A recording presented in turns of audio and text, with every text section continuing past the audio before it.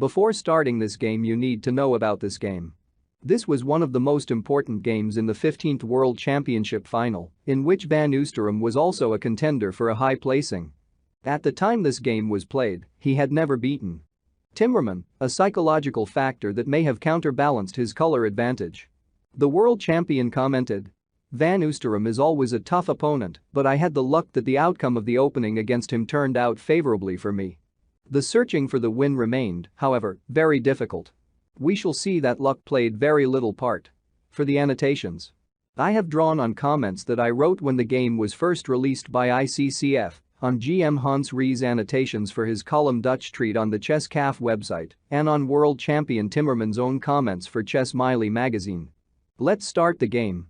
Van Oosterom open d4. Timmerman knight f6. White c4. Black g6. White knight c3. Black bishop g7. White e4. Black d6. White knight f3. Black move castle. White bishop e2. Black e5. White castle. Black knight c6. White d5. Black knight e7. White knight e1. Black knight d7. White bishop e3. Black f5. White f3. Black f4. White bishop f2. Black g5. White a4. White follows a system introduced by Victor Korchnoi. Compared with older lines of the classical King's Indian, white has a bishop rather than a knight on f2. This makes it easier for black to prepare g4. But the bishop plays a useful defensive role and also is actively placed to help the queenside attack, compared with the older lines where this piece finds itself on d2. Timmerman did not like setups for black in which white can play an early a4-a5, so he blocked the queenside. Now black moved to a5. White d3. Black b6. White b4. In the new classical King's Indian, Graham Burgess recommended bishop e1, but that book only came out in 1997, by which time the game had probably developed beyond this position. Now black a capture b4. Knight capture b4. Black knight to f6. Knight c6. Knight capture c6. White capture c6. Black move queen to e8. Knight d5. Rook f7. White a5. Black capture a5. White move queen to a4. Black g4. Queen move to b5. Knight capture d5. White capture black knight. Black g3. White capture g3. Black capture g3. Bishop capture g3. Bishop h6. Here Van Oosterom play a dubious move like king move to f2. This is a strange looking move. Queen e7. White rook to h1. Queen g5. Re now commented, "His novelty hasn't helped white much, for black has a dangerous attack. The exchange sacrifice that white now makes is defensive in nature.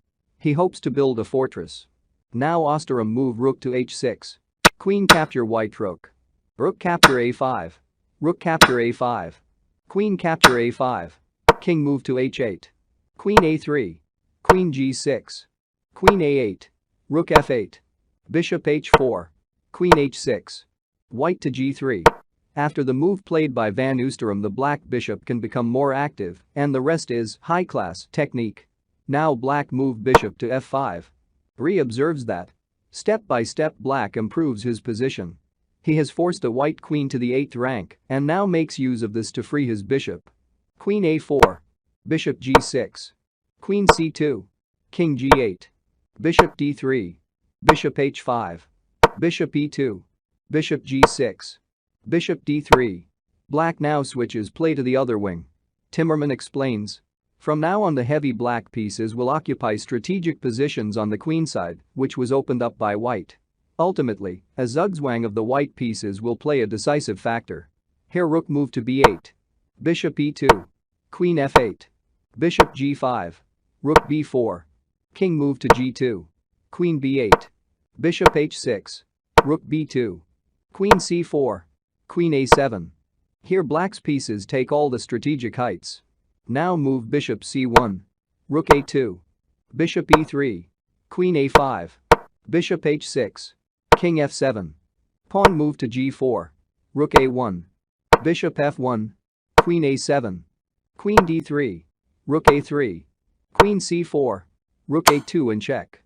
Bishop e2. Queen a5. Bishop c1. King g7. This takes away the square h6 from white's dark squared bishop. White's moves run out now. King f2. Rook a1. Bishop f1. Queen b6 check. Bishop e3. Queen b1. King g2. Now the final phase begins. Undermining the white pawn chain. Here black move h5. White capture h5. Bishop capture h5. Bishop f2. King f7. This is the final preparatory step. The king has to be near c7 to protect his base after the coming liquidation to a simple endgame. So queen move to d3. Queen capture f1 and check. Queen capture f1. Here white play a good move, rook capture f1. King capture f1.